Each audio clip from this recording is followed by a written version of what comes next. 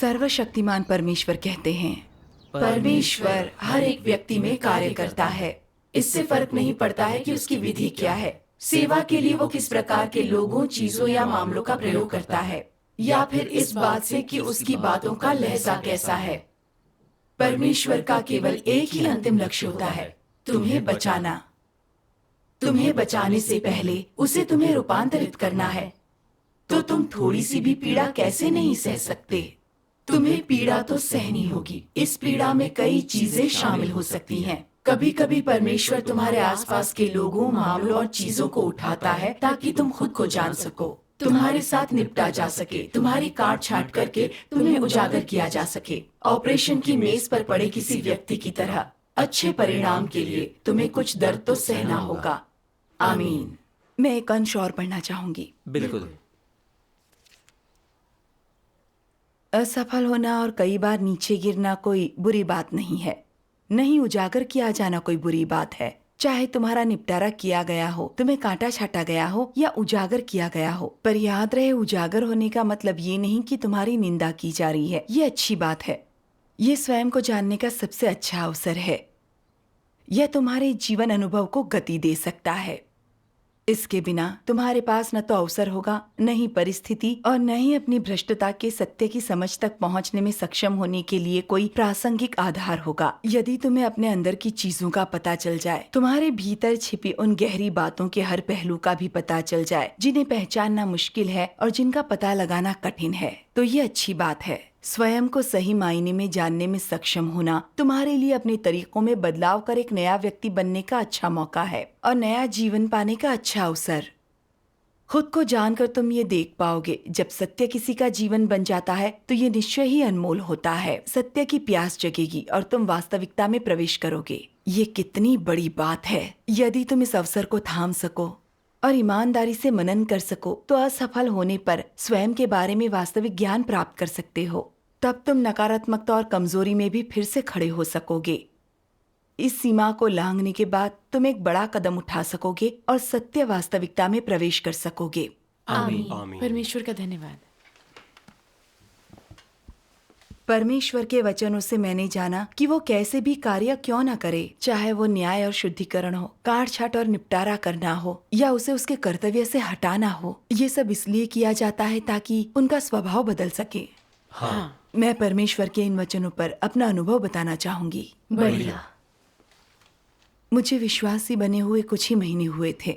एक अगवा बहन जाओ की संगति बहुत ही ज्ञानवर्धक और व्यवहारिक समस्याओं को सुलझाने वाली थी। मुझे वो बहुत पसंद थी।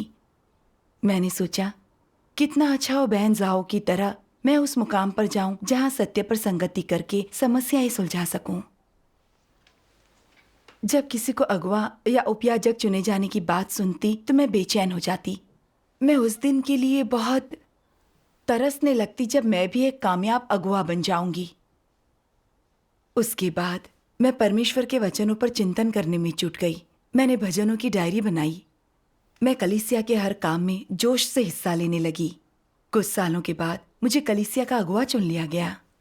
मैं और बहन लियो कलीसिया के काम की जिम्मेदारी को मिलजुल कर निभाने लगे। अगर कभी कलीसिया के काम में कोई समस्या आती या भाई बहनों को अपने काम में कोई मुश्किल पेश आती, तो उसका समाधान करने के लिए मैं बहन लियो से चर्चा करके सत्य खोजती। कुछ महीनों बाद हमें कलीसिया के काम में अच्छे परिणाम मिलने लगे। मेरी अगुआ ने मुझसे कहा कि मैं सभाओं में सबको बताऊं कि मैं क्या सीख रही हूं। मुझे खुशी हुई कि अगुआ मुझे इतना महत्व दे रही है और भाई बहन मुझे इतना सम्मान। मैं अनजाने में ही सभाओं में दिखावा करने लग गई। मैं हमेशा संगति में बताने लगी कि किस तरह मैंने भाई बहनों का सिंचन किया, उनकी मदद की और कैसे मैंने उन सबकी समस्याएं दूर की, कैसे अपने कर्तव्य के निर्वहन में मैंने कष्ट उठाए, मैंने क्या कीमत चुकाई और कैसे धीरे धीरे कलीसिया के काम में कामयाबी मिलती गई। इससे भाई बहन मुझे आदर और सम्मान से देखने लगे। जब भी उन्हें समस्या होती तो प्रार्थना करने या सत्य की खोज करने के बजाय वो सीधे मेरे पास आते। मुझे ये लगता गया कि यही एक अगुआ के गुण होते हैं। मेरा अनुमान था कि कलीसिया की कामयाबी का श्रेय मुझे जाता है। तो मैं बहन लियू को थोड़ा हीन समझने लगी और उसके सुझावों की उपेक्षा करने लगी। कलीसिया के कामों में आखिरी फैसला मेरा ही होता। बहन लियू मेरे सामने खुद को बेबस महसूस करने लगी। तब आत्ममंथन करने की बजाय मैं सभा में डींगे हाँकने लगी। हालांकि बहन लियू और मैं दोनों कलीसिया के काम के लिए जिम्मेदार हैं, लेकिन वो अपने काम में नकारात्मक और निष्क्रिय हो गई हैं। मुझे इसकी चिंता है और मैं ही इसकी कीमत चुका रही हूँ। मुझे बहन लियू की चिंता है। अगर ऐसा चलता रहा तो कलीसिया के काम को नुकसान होगा। भाई बहनों का कहना था कि मैं जिम्मेदार हूं और काम का बोझ भी अपने कंधों पर उठा रखा है। ये सुनकर मुझे खुशी होती थी। मैं उनके समर्थन और सराहना का आनंद लेती थी। सुनिए बहन, उस वक्त क्या किसी ने आपको संभलने के लिए चेतावनी दी? हाँ, अच्छा। कुछ दिनों बाद एक बहन ने मसले को समझकर मुझे सावधान किया। बहन, आजकल आप अपने व्यवहारिक अनुभवों पर ज्यादा संगति नहीं कर रही हैं। जैसे समस्या आने पर आप में कैसी विद्रोहशीलता उजागर होती है, आप कैसे आत्ममंथन करती हैं, या समस्या होने पर कैसे सत्य की खोज करती हैं, कैसे स्वयं को बदलती हैं। मैंने आपको इन बातों पर चर्चा करते नहीं सुना। आप इस बात पर संगति करती हैं कि आपने लोगों की समस्याओं को कैसे हल किया। इससे तो बाकी लोग आपका आदर और चापलूसी करते हैं। आप सही राह पर नहीं हैं। आप आत्ममंथन कीजिए। बिल्कुल, वो बहन सही कह रही थी। बिल्कुल। लेकिन उस वक्त मैंने उसकी एक नहीं सुनी। मैंने सोचा मेरी सारी संगति मेरे वास्तविक निजी अनुभव पर आधारित है। ये मुझे स्वीकार करते हैं क्योंकि मैं सत्य के बल पर इनकी समस्याएं सुलझाती हूँ। तुम कैसे कह सकती हो वो मेरी चापलूसी करते हैं और मैं सही राह पर नहीं हूं? तुम ऐसा इसलिए कह रही हो क्योंकि तुम मुझसे जलती हो, है ना? उस समय मैं नाम और रुतबे के नशे में थी। मेरा दिल संवेदन शून्य और कठोर हो गया था। जैसे जैसे समय बीता मैं अपने अंदर अंधकार महसूस करने लगी। अब मैं लोगों के काम में आने वाली मुश्किलों को न समझ पाती थी और न ही सुलझा पाती थी। व्यवहारिक काम न पाने के कारण आखिरकार मुझे अगुवा के पद से हटा दिया गया। बहन, वैसे बर्खास्तगी के बाद आपकी क्या स्थिति थी? हाँ, बताइए। उसके बाद मुझ में ताकत नहीं बची थी। मैं सच्चाई का सामना नहीं करना चाहती थी। इतनी निराश थी कि मैं सभाओं में भी नहीं जाना चाहती थी। भाई बहनों से नजर नहीं मिला पाती थी, जबकि पहले मैं ही सभाओं की अगुवाई करके ही संगति करती थी। लेकिन अब मेरी स्थिति बिल्कुल उल्टी हो गई थी। मुझे चिंता रहती कि लोग मेरे बारे में क्या सोचेंगे। मैं इन बातों पर जितना सोचती उतनी ही ज्यादा परेशान और दुखी होती। सभाओं में मेरा मन नहीं लगता था। कभी कभी तो झपकी आ जाती थी। मैं बेहद निराश हो गई थी और मुझे ऐसा लगता था कि परमेश्वर ने मुझे त्याग दिया है। मैं फूट फूट कर रो पड़ी। परमेश्वर से प्रार्थना करने लगी, हे परमेश्वर, मैं वाकई बहुत दुखी हूं। मैं ऐसी स्थिति में जीना नहीं चाहती। परमेश्वर, मैं तेरे मार्गदर्शन और उद्धार की भीख मांगती हूं। मैं आत्ममंथन के लिए तैयार हूं। आमीन। आमीन। प्रार्थना के बाद मैंने परमेश्वर के वचनों के पाठ का एक वीडियो देखा। आइए इसे साथ में देखते हैं। बढ़िया। बढ़िया।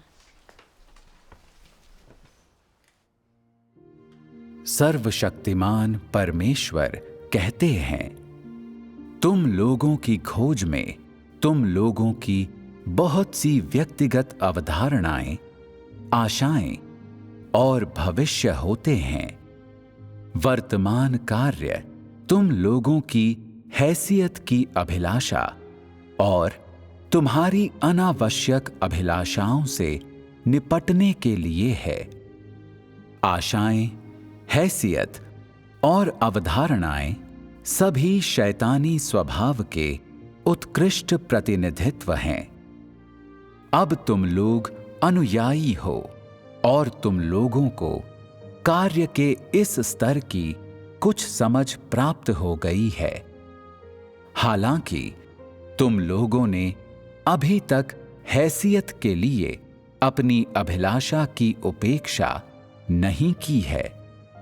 जब तुम लोगों की हैसियत ऊंची होती है तो तुम लोग अच्छी तरह से खोज करते हो, किंतु जब तुम्हारी हैसियत निम्न होती है तो तुम लोग अब और खोज नहीं करते हो। हैसियत के आशीष हमेशा तुम्हारे मन में होते हैं। ऐसा क्यों है कि अधिकांश लोग अपने आप को नकारात्मकता से नहीं हटा सकते हैं? क्या उत्तर हमेशा निराशाजनक संभावनाओं के कारण नहीं है? जितना अधिक तू इस तरह से तलाश करेगी, उतना ही कम तू पाएगी। हैसियत के लिए किसी व्यक्ति की अभिलाषा जितनी अधिक होगी, उतनी ही गंभीरता से उसके साथ निपटा जाना होगा, उतने ही अधिक बड़े शुद्धिकरण से उसे अवश्य गुजरना होगा। इस तरह के लोग व्यर्थ हैं।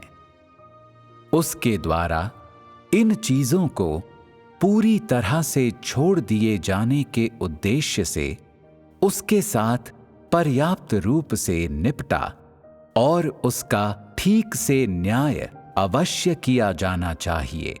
यदि तुम लोग अंत तक इस तरह से अनुकरण करते हो तो तुम लोग कुछ भी नहीं पाओगे। जो लोग जीवन का अनुकरण नहीं करते हैं, वे रूपांतरित नहीं किए जा सकते हैं। जिन्हें सच्चाई की प्यास नहीं है, वे सच्चाई को प्राप्त नहीं कर सकते हैं। तू व्यक्तिगत रूपांतरण का अनुकरण करने और प्रवेश पर ध्यान केंद्रित नहीं करती है, बल्कि इसके बजाय तू हमेशा उन अनावश्यक अभिलाषाओं और उन चीजों पर ध्यान केंद्रित करती है जो परमेश्वर के लिए तेरे प्रेम को बाधित करती हैं और तुझे उसके करीब आने से रोकती हैं। क्या वे चीजें तुझे रूपांतरित कर सकती हैं? क्या वे तुझे राज्य में ला सकती हैं? आमीन। आमीन। आमीन। रुतबे के पीछे भागने वाले मेरे विचारों को परमेश्वर के वचनों ने उजागर कर दिया। जब मैं विश्वासी बनी ही थी, तब अगुवाओं के प्रति मेरे मन में सम्मान था। मैं उस दिन के लिए तरस रही थी जब मैं भी अगुवा बनकर आदर पा सकूंगी। जब मैं अगुवा बन गई तो सुबह से शाम तक काम में लगी रहती। भले ही मैं कितनी भी थक जाती, लेकिन मुझे खुशी मिलती। जब सब मुझे आदर से देखते तो मैं खुद को महत्वपूर्ण समझती। मेरे अंदर और भी जोश आ जाता। सभाओं में मैं हमेशा दिखावा करती, इस बात पर इतराती कि काम को लेकर मैंने कितनी भाग दौड़ की है, कितना कष्ट उठाया है। बहन लियो को नीचे गिराकर मैं खुद को ऊंचा उठाती ताकि लोग मेरी चापलूसी करें। अगवा के पद से हटाए जाने के बाद मेरी कोई हैसियत नहीं थी। मैं मायूसी में डूबती चली गई। जब सच से मेरा सामना हुआ तो मैंने देखा कि मैं न तो सत्य का अनुसरण करती थी और न ही कर्तव्य का निर्वहन कर रही थी। मैं सिर्फ रुतबे के पीछे भाग रही थी। जब रुतबा था तो जोश था, लेकिन उसके जाते ही मैं निराश हो गई। मैं खुद को निकम्मा समझने लगी। मैंने जाना कि रुतबा पाने की मेरी ख्वाहिश कितनी प्रबल थी। इनके पीछे भागने से भला सत्य और परमेश्वर का उद्धार कैसे पाया जा सकता है? सही है। मुझे लगता था कि मैं अच्छी हूं, मेरे अंदर सत्य की समझ है और मैं अगुवा के काबिल हूं। लेकिन मैंने नहीं सोचा था कि पद छीन जाने के बाद मैं निराश हो जाऊंगी। फिर मुझे एहसास हुआ मुझ में न तो सत्य की वास्तविकता है और ना ही मेरा कोई आध्यात्मिक कद है। मैं लोगों से खोखले शब्दों और सिद्धांतों पर बात करती थी। मैं तो खुद को जानती ही नहीं थी। मैं अपने अंदर कभी झांक नहीं पाई। अगर मुझे अपने पद से न हटाया गया होता तो मैंने आत्ममंथन भी न किया होता। मैं रुतबे के पीछे भाग रही होती और परमेश्वर का विरोध कर रही होती। इससे परमेश्वर के घर का कार्य बाधित होता और भाई बहनों के जीवन प्रवेश को नुकसान पहुंचता। सही ये बात बात है। बिल्कुल सही है। आखिरकार मुझे एहसास हुआ, मुझे अगुआ के पद से हटाना परमेश्वर का धार्मिक न्याय था और वो मेरी रक्षा कर रहा था, रुतबा पाने की इच्छा का निपटारा कर रहा था। मुझे दिखा रहा था कि मैं गलत राह पर हूं ताकि प्रायश्चित कर सकूं। हाँ। इसका एहसास होने पर मुझे थोड़ा सुकून मिला। परमेश्वर का धन्यवाद। धन्यवाद। उसके बाद मैंने परमेश्वर के ऐसे और भी वचन पढ़े जो नाम और रुतबे के पीछे भागने वालों को उजागर करते हैं। कुछ अंश तो मेरे मन में उतर गए। प्लीज आप वो वचन पढ़िए। ठीक है।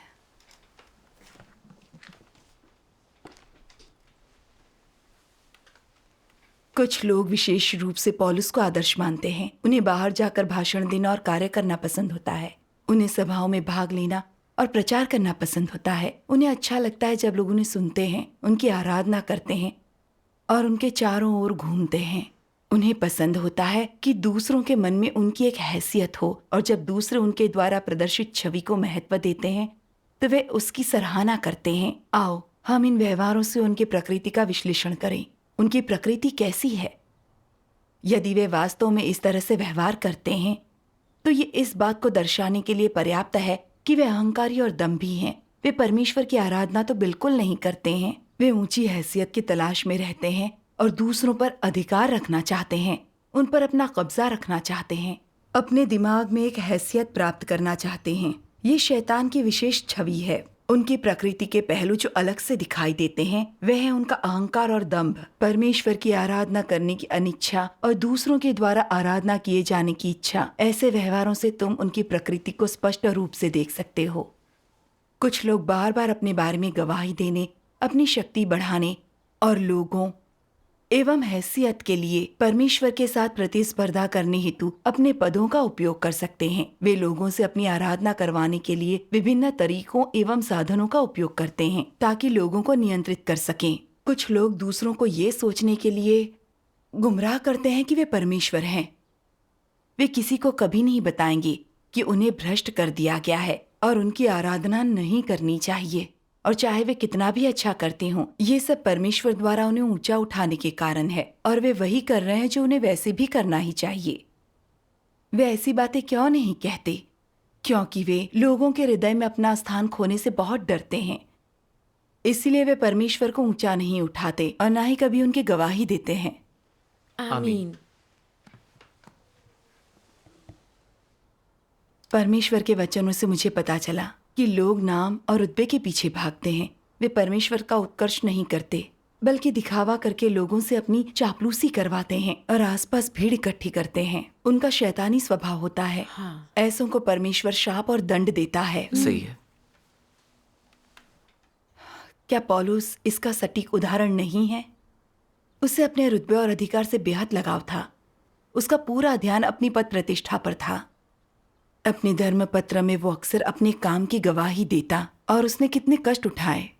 उसका कहना था कि वो दूसरे प्रेरितों से कम नहीं है। उसने जो मेहनत की थी और जो कुछ भोगा था वो सत्य का अनुसरण करने या एक सृजित प्राणी के कर्तव्य का निर्वहन करने के लिए नहीं था, बल्कि अपनी महत्वाकांक्षाओं के लिए था और अंततः पुरस्कार और मुकुट पाने के लिए था।